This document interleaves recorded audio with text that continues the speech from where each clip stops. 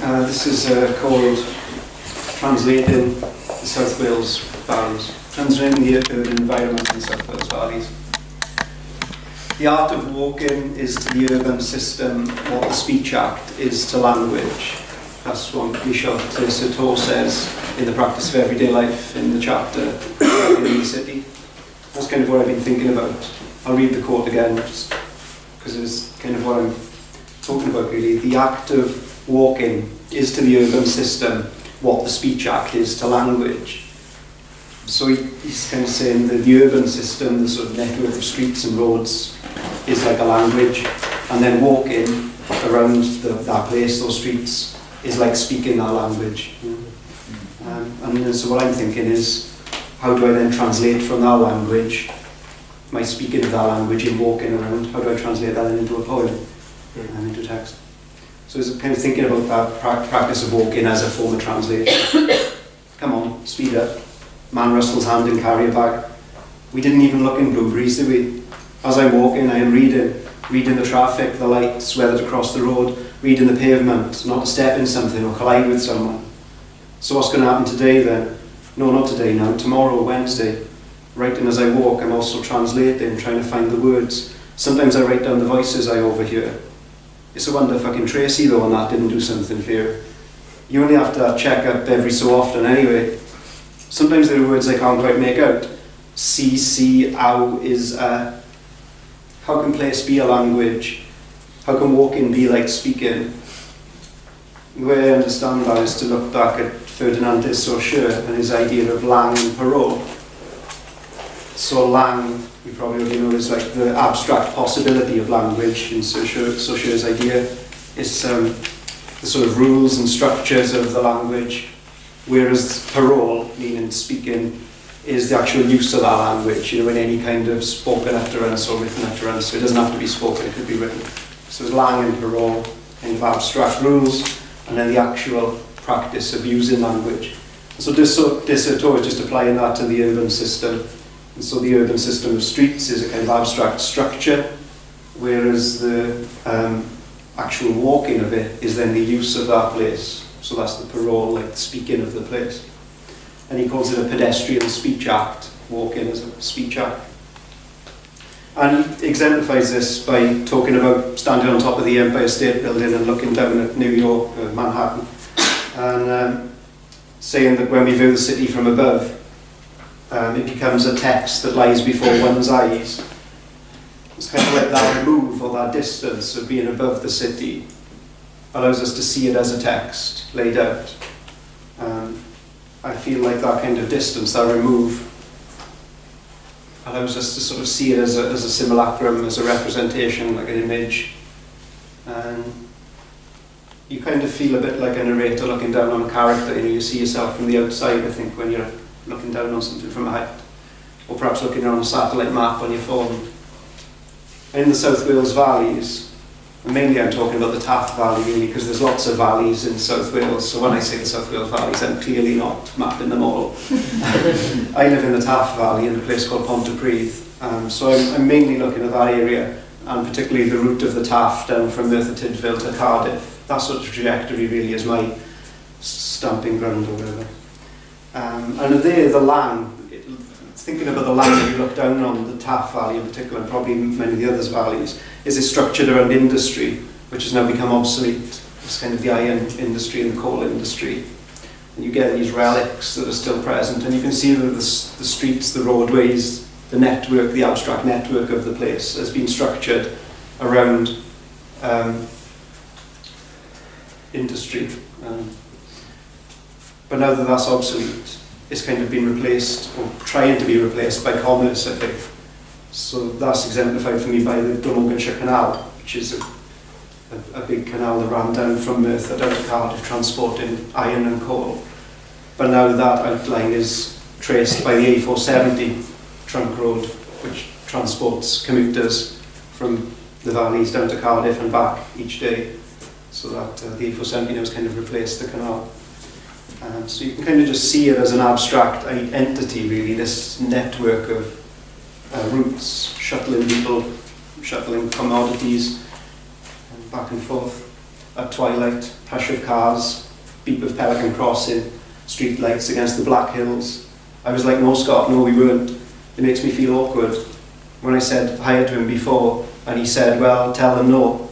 Glitter of puddles from car garage. Man sits on wall outside the lit-up tanning salon. But while it takes that vantage, that remove, to see the city as a text from above, the practitioners of the city are down below, de Soto says, in the streets. And in walking the streets, we make use of our language, and by walking, he says, we write the text. And he uses words like intertwining and recognised poems to describe walking, moving, intersecting writings, a story that has neither author nor spectator, shaped out of fragments of trajectories. So I'm kind of trying to think, what would these texts be like? You know, these texts that are written by walking. To explain that spatial rhetoric of walking, he uses concepts like synecdoche and asyndeton. Synecdoche is giving a part in place of a whole, so it replaces totalities by fragments, he says, amplifies detail and miniaturizes the whole. These seem relevant to what I was doing already in my writing. Fragments, miniaturizing, looking at details. So like a rusty shopping basket on a lawn to indicate that you're in a suburban area walking around, rather than saying, you know, I was walking through a suburban area and I saw a rusty shopping basket on a lawn. You know, I would just put the detail in, you know, not consciously, but that's just what I tend to do when you're walking around. I think it's because when you're walking, you're moving fast and you're just picking out details as they're going past you. So you jot down lots of these little miniatures, and that's the experience perhaps of walking that he's talking about, this synecdoche that's going on. You see details rather than the whole. And the other one he uses is asyndeton, suppression of linking words between sentences, which he says disconnects, cuts out, undoes continuity. And again, that chimed for me with what I was doing in my writing, is dumbbells on lawn, rusty shopping basket. Was it last time or the year before? Year before. You get these jumps from sentence to sentence, not those links, like I was walking through a suburban area when I saw a rusty shopping basket and there were some dumbbells next to it on a lawn in front of a house. You know, that would be a more descriptive way of saying it, but it's these jumps and using lots of full stops, the asyndetic jumps, the paratactic sort of jumps between sentences. And that's what Soto says then about walking in the same way. In walking, it selects and fragments the space traversed. It skips over links and whole parts that it omits. So when you're walking through a place, you're just seeing fragments of the map. You know, you don't see a whole street generally. You don't walk the length of a whole street, I don't guess. You know, you get a little glimpse of High Street, and then you move on to Mill Street. And then the next thing you know, you're on Taft Street. You jump in a little fragments of streets, I feel. Maybe. So there's no conjunctions when you're walking in. Minty morning chills, you head like a treble, cheeky jabs of sparrow song. There's loads of people here, they must all have finished if they don't fucking lie. Steam from chimney vents, pigeon coo gurgle, yeah, do that. Wouldn't even say that, standard day at the office if there's room. They are the walkers of an urban text, they write without being able to read.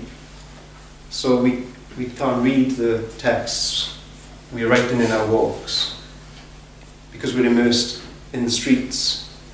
We haven't got that vantage like you have when you're above the text, looking down on it, you're actually in it, walking around. And that's what de Soto says, it can never be presented. It remains daily and indefinitely other. So that's kind of tricky. For, like, you know, how do you then turn it into a text?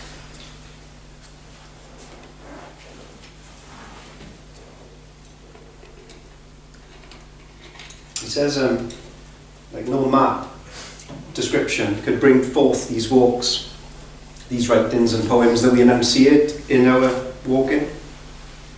Like I can try to document them by mapping it with the written text, but de Soto would say the operations of walking can be traced on city maps in such a way as to transcribe their paths and their trajectories, but these curves only refer like words to the absence of what's passed by. So the maps, just like my written descriptions of the places, only allow us to grasp a relic. These fixations constitute procedures for forgetting. The trace left behind is substituted for the practice, he says. So to transcribe the walk, to write about the walk I've done, is to actually remove me from the practice of walking it. In describing the walk, I'm removing myself from the act of walking. Like a map, the text can only be a trace of an absence. And when I make it a text, I'm sort of gaining that vantage point, like as if I'm above it, I guess. So I'm not in the streets anymore. So it's that kind of conundrum, really, there. I'm going to fly kick you into the next fucking week, but I'm going to fly kick you into the next fucking week, tomorrow morning. I try to listen, to tune my ears to catch any fragment of conversation. I try to be aware of every way in which the place is impacting on my body and my senses. A man takes something out of his pocket but turns it over and back over very quickly and puts it back in his pocket. I don't see what it is. A slip of paper, a small white square, a bus ticket or a betting slip, a shopping list. There's a gap in my translation. I can't go back and ask. How then do I make a text out of my walks? Well, Walter Benjamin wrote this small passage called Chinese Curios in his book One Way Street, and he's talking about Chinese monks who would copy out texts over and over again. It's quite a long quote, but I think it helps to think about what De Soto was saying. The power of a country road when one is walking along it is different from the power it has when one is flying over it by aeroplane. In the same way, the power a text has when read is different from the power it has when it is copied out. The airplane passenger sees only how the road pushes through the landscape. Only he who walks the road on foot learns the power it commands. Only the copied text thus commands the soul of him who is occupied with it, whereas the mere reader never discovers the new aspects of his inner self that are opened by the text. That road cut through the interior jungle, forever closing behind it. Because the reader follows the movement of his mind in the free flight of daydreaming, whereas the copier submits it to command. So while reading might be like looking at the map of a place, Benjamin's suggesting that by transcribing a text, word for word, by copying it out, it's like as if we're walking through the streets of the text. It's similar to Soto's vantage point, looking down on the city to see it as a text, a land, whereas walking through the streets enacts that parole, the speaking or writing of the text. And Benjamin is suggesting that copying is akin to that act. I suppose that the way that I see it is that when I'm reading a text, I'm exploring the plane of the signified, the meanings and ideas I'm interpreting the text on a kind of abstract level.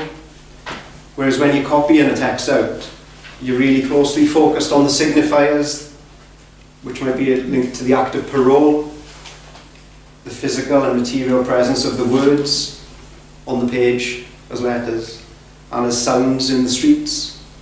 I can walk down on my own, it's fine. Train squeals in, cars hum around, pigeon steps nervously about a splatter of sandwich. Which way do you want to go today? Up the hill, okay? Listening with all the senses, not just the ears, the whole body. Cyclists scowling, squinting at traffic lights, talking around a cafe table, walking with a stick. When you're going up, what time? Oh, do you know what? You could have took me to Aberdeen, trying to find the word, not the obvious. Thinking, what is it like? Yeah, I know, yeah. Is he still there? Yeah. Sifting for similarities, looking for a match. Like rolling a fruit machine. The phonemes, the rhythm. Right, now I'm going to go look for a cake. Benjamin expresses a similar idea in his essay, The Task of the Translator. He says there that bad translations try to communicate meaning, while literal translations, he says, a literal rendering of the syntax casts the reproduction of meaning entirely to the winds and threatens to lead directly to incomprehensibility. I think his idea of literal translation seems similar to what he's saying about copying text out, literally word by word, letter by letter. and he talks about literal translation, really sticking literally to the syntax of the original, which leads to almost incomprehensibility, as he says, you know. But the aim for him there is not for meaning, not for communication. What's he trying to communicate? I don't know. Conventionally, a text might be translated according to the rules of the lang, I suppose. When you're trying to translate a text, you might be working at the level of the lang, more or less, the abstract rules of language. But with a literal translation, it seems you're more engaged at the level of parole, the speech act. You're tracing the syntax because it is a country road, line by line, copying it out. And he quotes Rudolf Panwitz. The basic error of the translator is that he preserves the state in which his own language happens to be, instead of allowing his language to be powerfully affected by the foreign tongue. So I suppose what he's saying is when you're translating a poem, you're kind of conventionally sort of trying to preserve your own language and just to sort of lift the language from the other tongue seamlessly into yours and to leave it intact. That's probably the aim. But what Benjamin is suggesting is that it's better to let your own language be affected by that foreign language of the foreign poem. And then for walking, for me, the walk should affect the writing, really, rather than trying to impose the language onto the place, which I suppose a conventional overview description might try to do, taking an authoritative vantage point and describing that place, pinning it down, rather than that, trying to allow the text to be influenced by the place, like you might allow the foreign poem to influence your language, your own language. Thumping, rustling, fluttering consonants of footfall and litter and doors closing, and the drawn in of vowels of engines and sirens and wind, like listening to someone speaking a language you don't understand. Numbers painted on Sulo bins, squashed blister pack, obviously like, get rid of it. Well, what as it used to be, dumbbells on lawn, rusty shopping basket. Was it last time or the year before? Year before. Puma jacket, legs it across road, under bridge and down underpass. Engines rumble above. Buses queuing around Sardis intersection. You hear speeches crackle and clatter of tongue, teeth, gums and lips, breath clashing against mouth. Only thing you'll be able to get, I don't know if you'll be able to get, high heels detonating underpass, droopy face shuffles with carrier bags. So to finish off, I think what I've been talking about is how can I translate a place, from the language of walking into a poem. Quite a simple idea really, but how is that translation? How can translation inform what I'm trying to do? Really thinking about his translation. And another quote from Benjamin is that all translation is a provisional coming to terms with the foreignness of languages. And I quite like that because it made me feel like where de Certeau was saying that the text becomes a kind of overview of the place, a vantage point, removing us from the walk. Whereas the walk is like some sort of original act that can never be accessed. I felt that what Benjamin was saying is that both of these languages are foreign and they kind of in interplay. They're in interaction with each other. That's what we can hope for. Benjamin goes on, translation finds itself not in the centre of the language forest, but on the outside, facing the wooded ridge. It calls into it without entering, aiming at that single spot where the echo is able to give, in its own language, the reverberation of the work in the alien one. I think that kind of chimes with what Katerina was talking about, with the echoes in language, or language as an echo. For me, it kind of helped me to see that writing about a place is not trying to provide some ultimate translation of that place, which is never going to happen. It's not a window onto that place, a transparent window that would freeze that place and give you it for all time. It's about trying to allow that place to find its echo in the language, in the text. And the last quote from Benjamin, making both the original and the translation recognisable as fragments of a greater language. So I quite like that idea of the walk being one kind of speaking, one kind of language, and then the writing, the text being another kind of speaking, another kind of language, but both of them as fragments really. Not one being a window onto the other or anything, or one being the original act and one being some sort of mediatized mediated other. That they both, there's that transition between one other and another other. Hello, it's Georgina, yeah. Who is this? Ever-present ebb of A470 knitted over with birdsong. Beeps of buses reversing, the coarse scram of raking leaves. I was thinking that basically, it's really hard to explain. Spray can rattle and hiss, mask dangles around neck, fumy haze, monotone pulse of blue tit, cavernous churning under manhole ductile. Uniformed kids sit on path.